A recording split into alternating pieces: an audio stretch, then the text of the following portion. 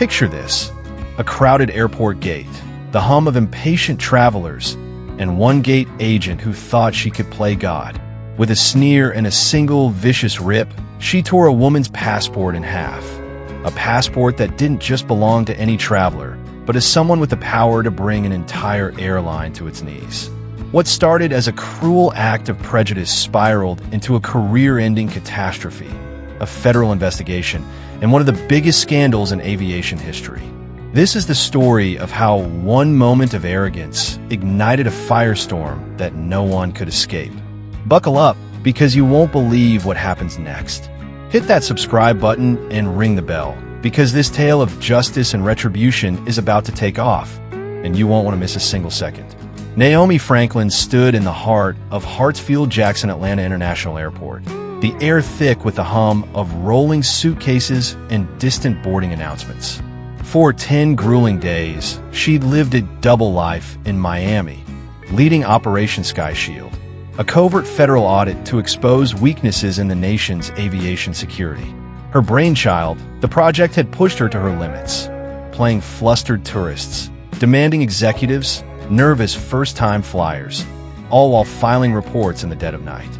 Now, all she wanted was to board her first-class flight to Washington, D.C., sink into her seat, and let the world fade away.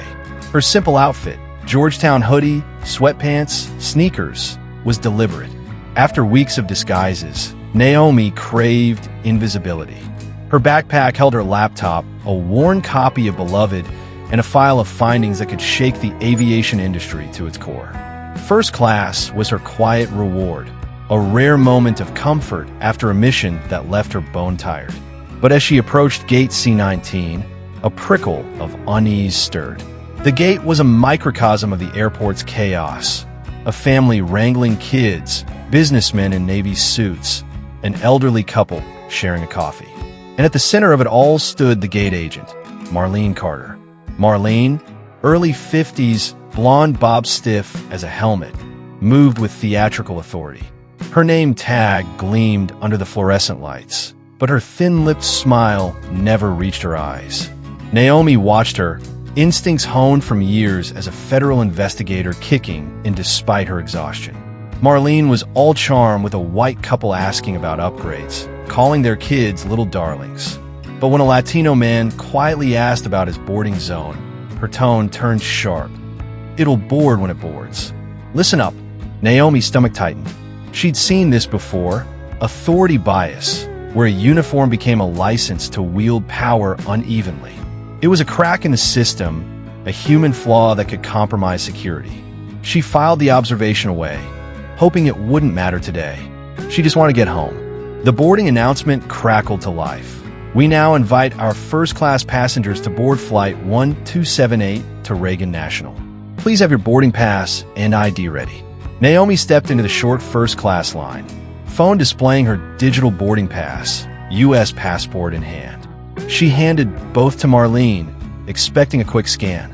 Instead, Marlene's eyes flicked from the passport to Naomi's hoodie, her sneakers, her tightly coiled bun. A smirk curled her lips. A passport for a domestic flight? Marlene's voice dripped with condescension. Really, sweetheart?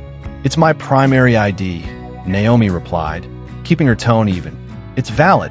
Marlene flipped through the passport with exaggerated skepticism, holding it up to the light like a counterfeit bill. This picture barely looks like you. And Dr. Naomi Franklin? What's that? A PhD in basket weaving. The jab stung, but Naomi stayed calm. She'd heard worse in her career as a black woman with a PhD in aerospace engineering. It's aerospace engineering. Actually, is there an issue with the document? Or can I board? Marlene's eyes narrowed, her smirk twisting into something darker. Issue?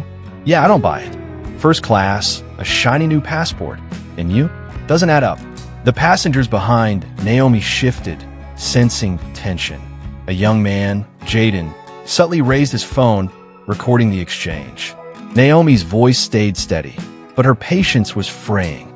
The passport is valid, issued by the State Department. Scan it, verify it, or call your supervisor. Let's move this along. Marlene leaned closer, her voice a venomous whisper. Or maybe you bought it. I've seen your type. Fake IDs, fake tickets, fake everything. The air grew heavy. The accusation wasn't just professional. It was personal, laced with racial venom. Naomi's heart pounded, but her training kicked in. De-escalate, document, act. You're making baseless accusations. Follow protocol, or this escalates. Marlene's eyes gleamed with defiance. She held the passport up like a trophy, then with a sharp, deliberate motion, tore it in half. The sound, a crisp, tearing rip, echoed like a gunshot. The passport's halves fell to the counter. The eagle of the Great Seal split in two.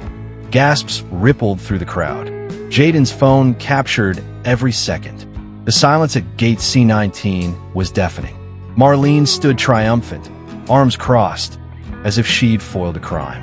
The passengers were frozen, parents clutching kids, businessmen staring, Jaden's phone still rolling. Naomi's gaze dropped to the ruined passport, her mind racing.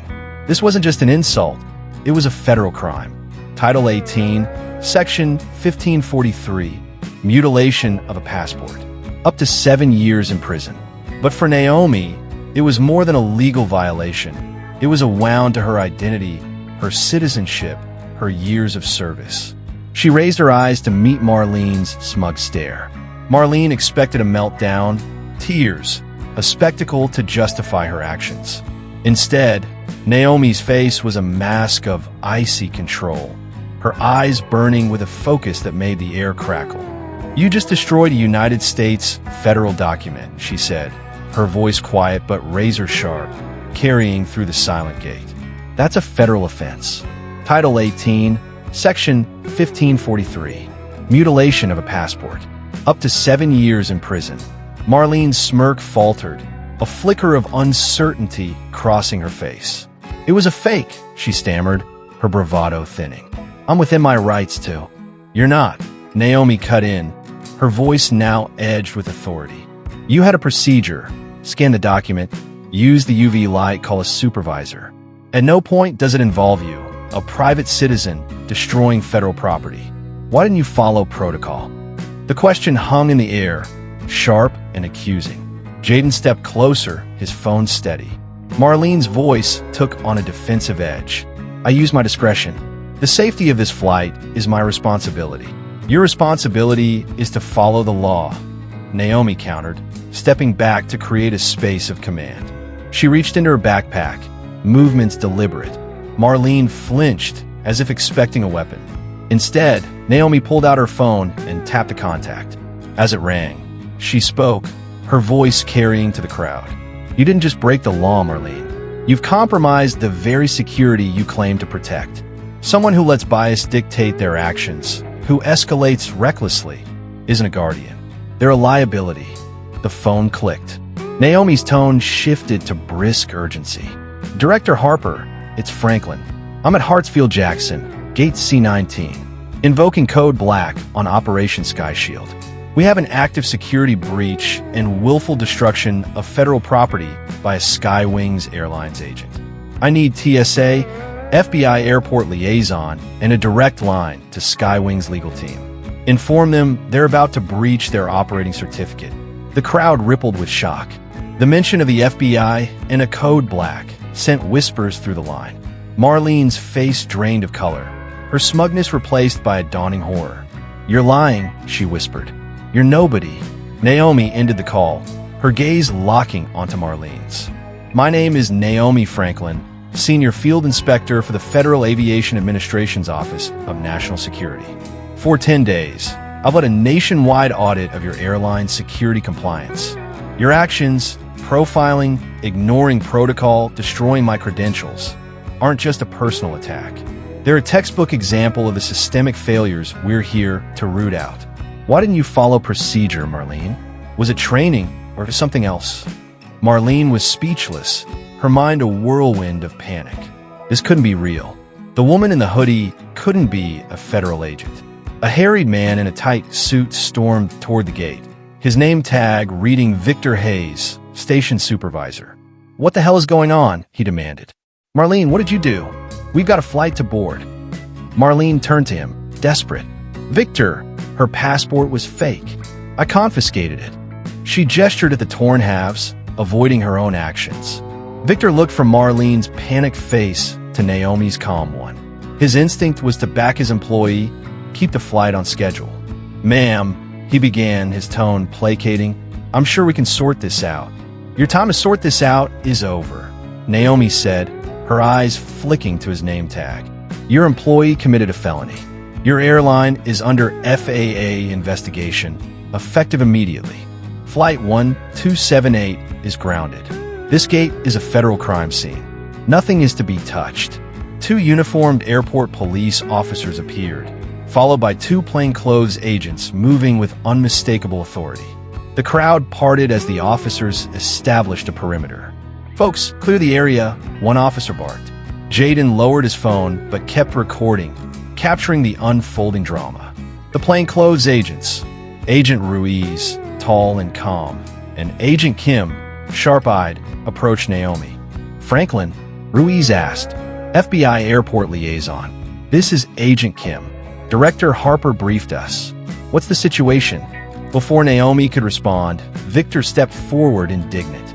"Hold on. This is a Sky Wings gate. I'm in charge here. This woman's disrupting our operation."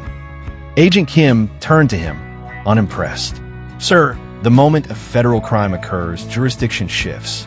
Step back and don't interfere." Victor's mouth opened, then closed. His corporate authority meant nothing now. Naomi addressed the agents, all business. "The subject, Marlene Carter, refused my valid U.S. passport, made biased remarks, and destroyed the document. She pointed to the torn halves. That's the evidence. Preserve it. I need gate security footage pulled immediately, employee logs for the last 48 hours, and Skywing's ID verification protocol."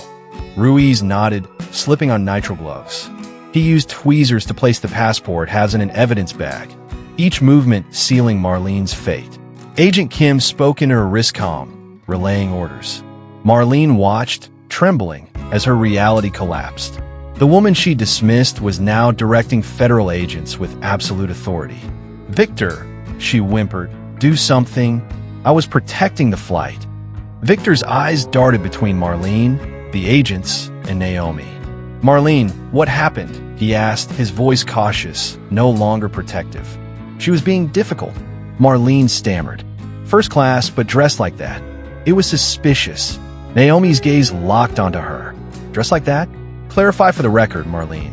Was it my hoodie, or the fact that a black woman was wearing it in first class?" The question was a blade, cutting through Marlene's defenses. "No, it wasn't that," she sputtered. I wouldn't." "You wouldn't judge based on race?" Naomi pressed. "Your actions suggest otherwise. I want her complaint history from Skywings HR. Every formal and informal report." Marlene gasped, memories flooding back. The elderly woman she'd delayed for her walker, the Muslim student she'd flagged for random searches, the countless dismissive remarks. Victor had always buried them, told her to be more careful. Now, those buried complaints were about to be exhumed. The pilot, Captain Ellis, silver-haired and authoritative, emerged from the jet bridge. "What's going on?" he demanded, his voice a low growl. "We've got a plane full of passengers waiting." Naomi turned to him, her composure unshaken. "Your gate agent committed a federal offense, Captain. Flight 1278 is grounded pending an FAA investigation." Ellis's eyes widened, darting to Marlene, who was now pale and shaking. "A federal offense? What the hell did you do, Marlene?" Marlene's voice broke. "It was a fake passport. I was doing my job." Naomi's tone was steel. "You broke the law, and you've given me the perfect case study for systemic failure." She turned to the agents. "Escort her to a secure room. She has the right to remain silent. Advise her to use it." Marlene sat in a sterile interview room, the fluorescent lights casting harsh shadows on her face. Agent Kim sat across from her, a folder open on the metal table. Agent Ruiz stood by the door, silent and imposing. Marlene's hands trembled as she clutched a paper cup of water. "Full name for the record," Kim said, pen poised. "Marlene S. Carter," she whispered. "You've been a lead gate agent for 7 years, correct?" Kim asked. "Yes." How many times have you been trained on passenger ID verification protocol? Marlene swallowed. Every year. Refreshers. And the protocol for suspected fraud? Use the scanner, UV light, call a supervisor or security. Marlene admitted, her voice barely audible. Did you use the equipment on Franklin's passport? No, she said, eyes downcast. I had a feeling it was fake. She didn't look right. Kim's eyes were sharp. Based on her attire? Her race? No.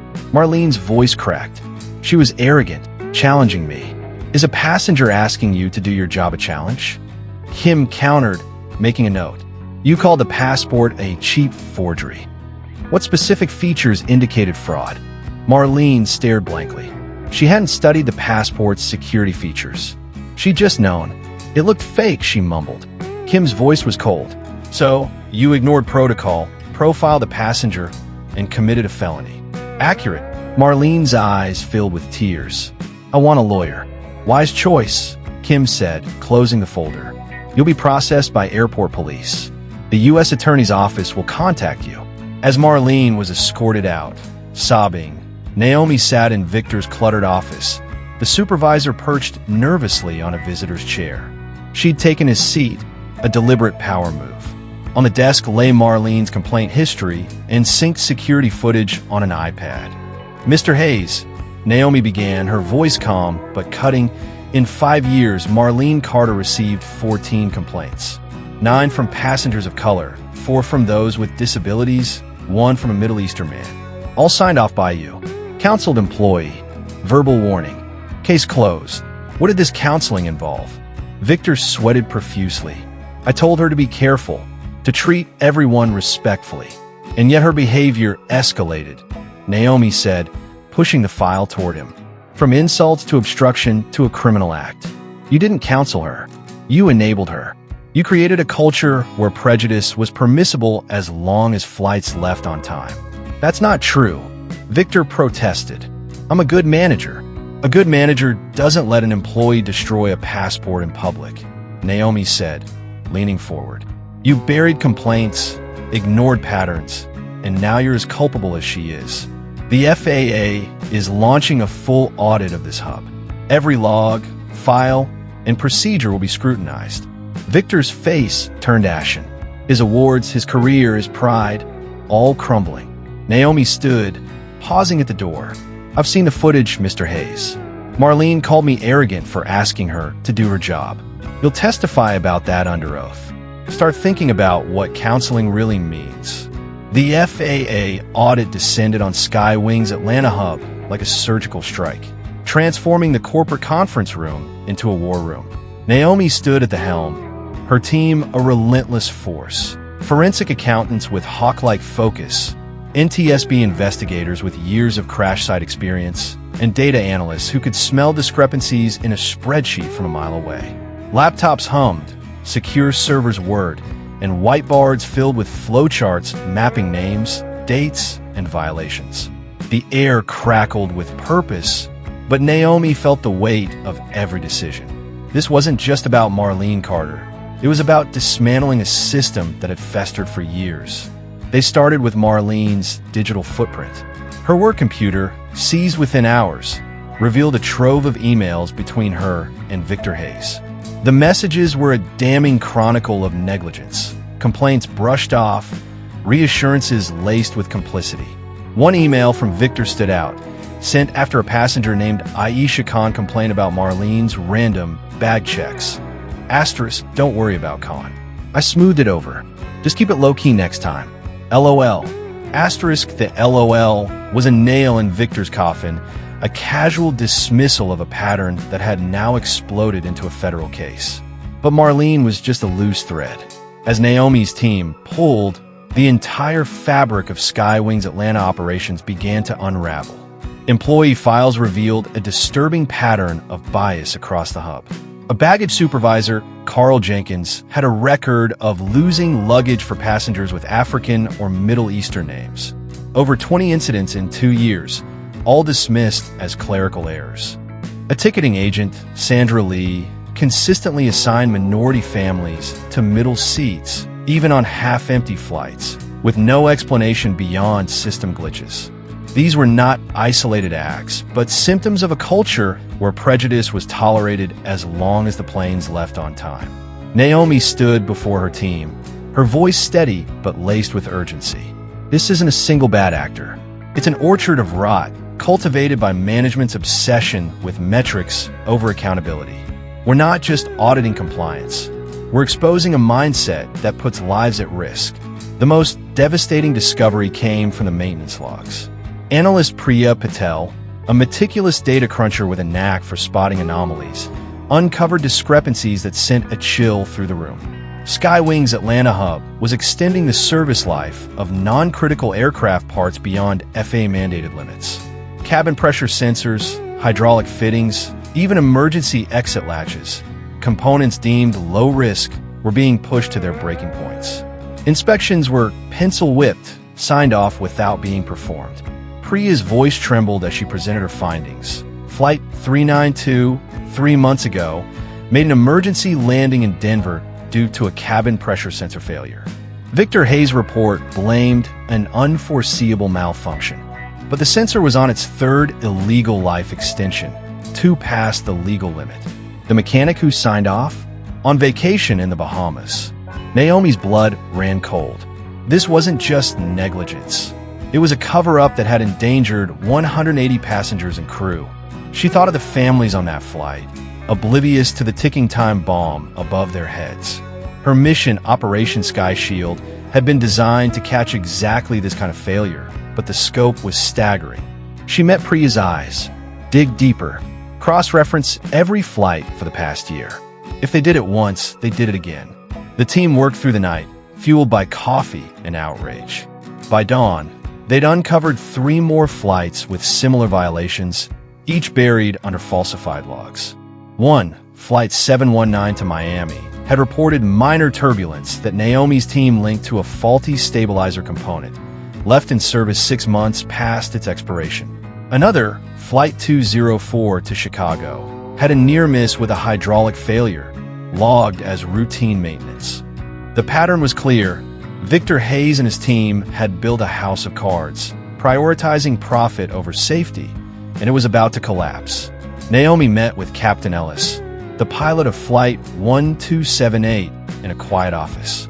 His silver hair gleamed under the fluorescent lights, but his face was haggard, his 25-year career hanging by a thread. "Captain," Naomi began, her tone professional but not unkind, "your record is spotless. No incidents, no violations. But I find it hard to believe you were completely unaware of the culture here." Ellis shifted uncomfortably, his hands clasped tightly. "My job's in the cockpit, Dr. Franklin. I fly the plane. I trust my ground crew and managers to do their jobs. I have to. Trust isn't a control," Naomi countered. "It's a variable. Did you ever notice rushed maintenance sign-offs? Crews complaining about pressure to skip checks?" Ellis hesitated, his loyalty to Skywings warring with his duty to the truth. "There were whispers," he admitted, his voice low. "Management pushed for faster turnarounds. Don't delay for minor write-ups. They'd say, 'We use discretion, but I never thought it compromised safety.' And Marlene Carter?" Naomi pressed. "You called her the gatekeeper.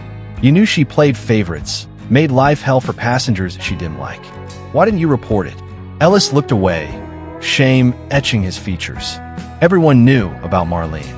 She'd make boarding smooth for her favorites, a nightmare for others. We stayed out of her way.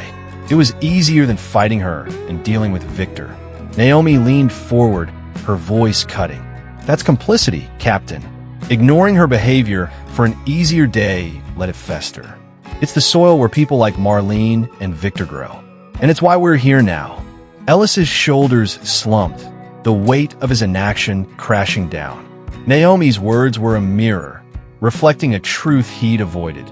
Integrity wasn't passive. It was a choice, and he'd failed to make it.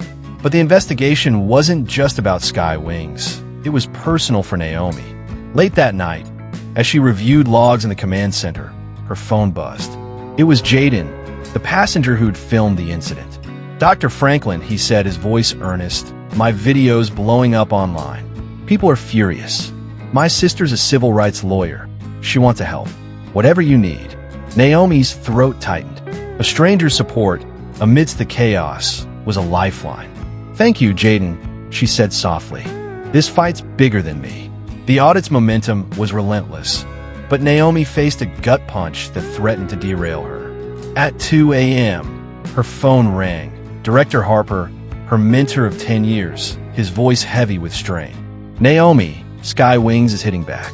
They've hired a top-tier PR firm and a legal team.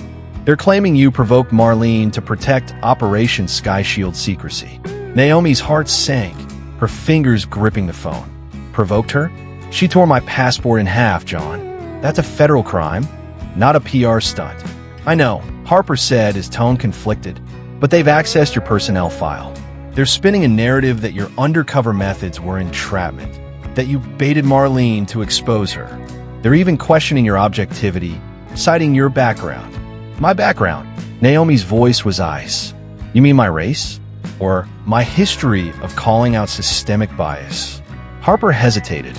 "They're framing it as a personal vendetta, and there's pressure from above. The FAA's getting heat from industry lobbyists. Some board members want to scale back the audit to avoid a broader scandal." Naomi's breath caught. Harper had been her rock, the one who'd championed her rise from intern to senior investigator. His wavering now felt like a knife in her back. "John, are you telling me to back off? After everything we've uncovered? Falsified logs, safety violations, lives at risk." "I'm saying the politics are messy," Harper replied. "You're exposing a multi-billion-dollar industry's flaws. They're not going down quietly. I'm on your side, Naomi, but you need to be ready for what's coming."